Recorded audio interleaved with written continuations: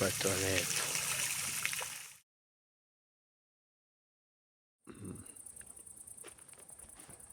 Veliki pozdrav. Evo danas se nalazimo na Kupresu, to jest u centru. Vidite kako je to fino, lijepo noću za šetnju.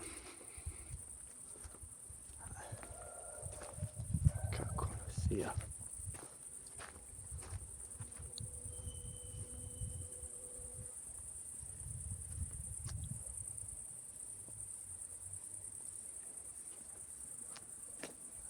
Vidite kako Kupres sija noću.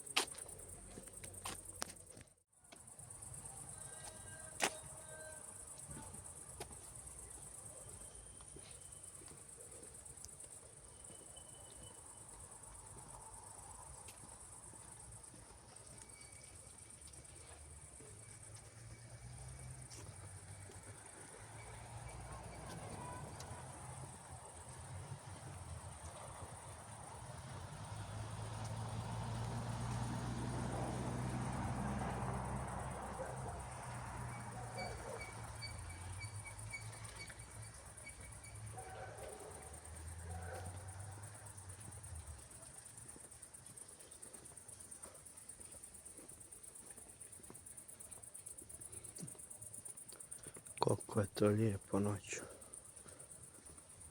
Evo vidite.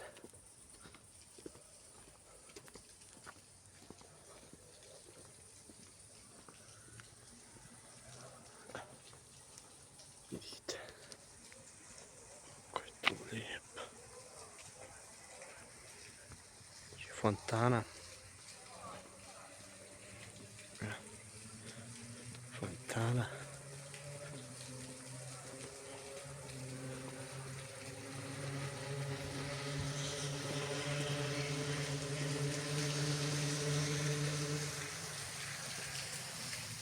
Tu je dječje igralište, a ovdje je fontana.